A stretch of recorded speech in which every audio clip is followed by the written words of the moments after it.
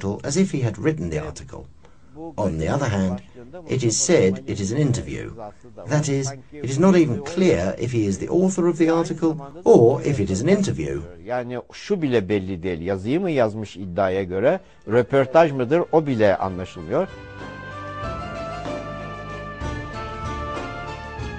Armenians with common sense accept that these allegations, which are purposefully kept alive, are unreal. The editor of the Armenian Review Journal, Mr. James Tashian, has stated that this article ascribed to Ataturk was a fraud. His article titled "Statement Ascribed to Kemal Ataturk is Unreal" was published in the Armenian Weekly Journal on March 20th, 1982. Here is a small part of the long letter of Tashian. Ataturk has not pronounced such words.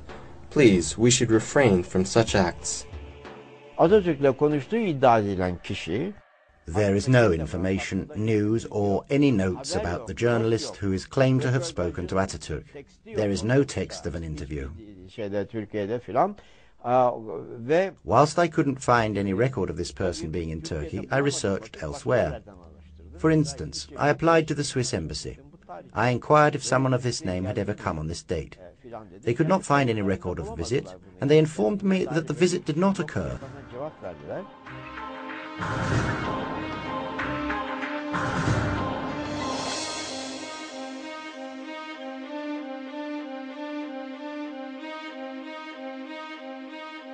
Among the documents that some Armenian circles use as the basis for genocide allegations, there are the memoirs of Henry Morgenthau. He served as the U.S. ambassador in the Ottoman Empire during the period of 1913 to 1916. During his service, his information resources were Protestant missionaries that worked in Anatolia for the Board Mission. Besides that, his chief assistants were Ottoman Armenians who were employed as local staff. The Morgenthau story is not a report to the State Department. It's a book written afterwards. In fact, when the British sought to prosecute 140-some Ottoman Turkish detainees on Malta, they asked the State Department, you have any cables, have any reports that would show a massacre? State Department reported back, said, no, we don't. So this is something that Morgenthau wrote. It's all hearsay. He didn't witness anything firsthand. And therefore it's subject to great doubt, especially because his chief assistants were Armenians at the time. The personality and activities of Morgenthau were viewed debatable even in his own country. Instead of his memoirs, the official reports of the following U.S. High Commissioner Admiral Bristol were accepted as reliable. With regard to Bristol, Admiral Bristol wrote reports, but they weren't necessarily overlapping in time with Morgenthau, but he stated that there were these invented massacres that were absolutely false that were being paraded as truthful.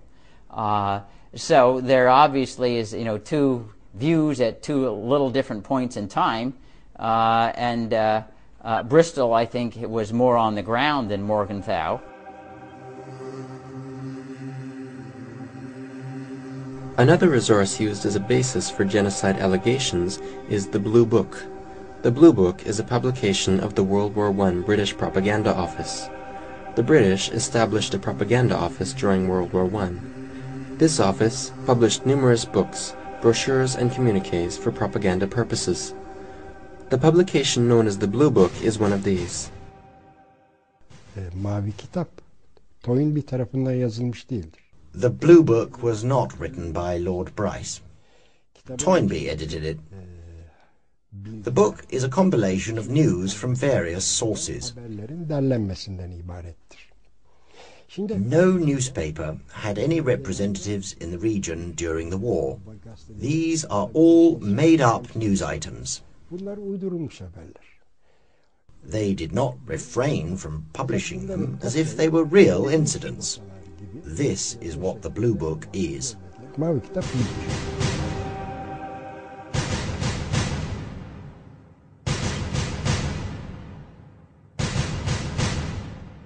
The Blue Book is being used in many circles as a document due to the respectable name of Toynbee. On the other hand, they turn a blind eye to thousands of documents and publications that prove the groundlessness of these allegations. Today, many documents and information in various libraries is under threat. It seems rather strange that anything that you find and you find reference to that's unfavorable to Armenia all at once mysteriously disappears out of an archives or disappears out of a library.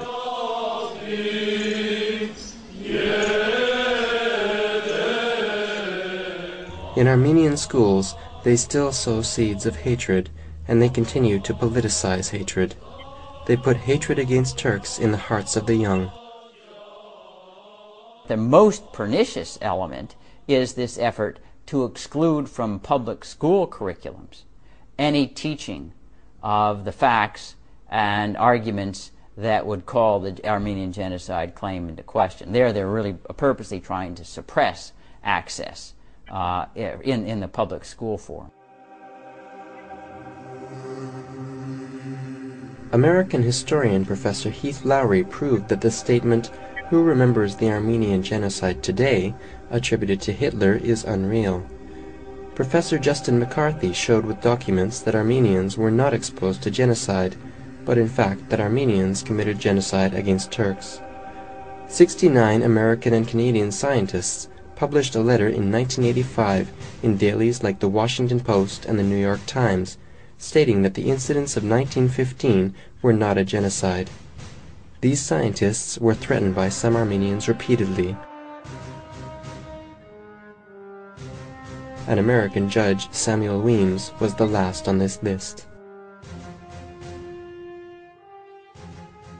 They bombed the professor's house in Los Angeles, right in the middle of a country called the Country of Freedom. But it was not the end.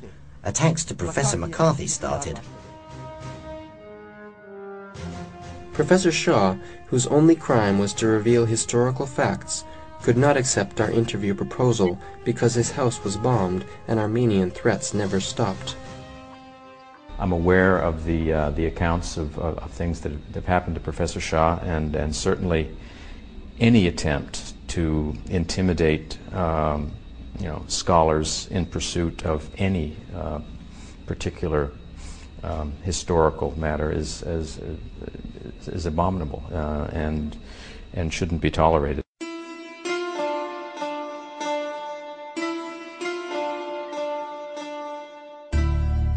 Even as late as the 21st century, fanatic Armenian nationalists still continue their efforts to silence the peace advances by means of blood and violence. Parliaments of Western states who serve for different goals try to keep the Turkish state under pressure with genocide allegations. Despite everything, Armenians and Turks keep their wish to live together and build the future together, and express this wish on every opportunity. Oggi si chiede conto dopo 80 anni. After 80 years, an account of the so-called Armenian genocide is requested. Now, as an Italian, as an heir of the Roman Empire, right or wrong, should I be responsible for what African Sione did in Carthage? 80 years, 800 years, or 1800 years, they are all the same to me. I address the diaspora. I address them for the following. Do not get stuck in 1915. There is a reality of Armenia now.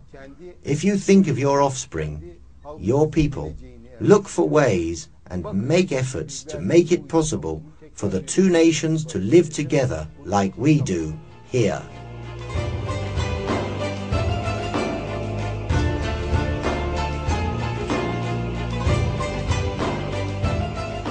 In this critical threshold, everyone can benefit deeply from friendship and truth free of slander and lies.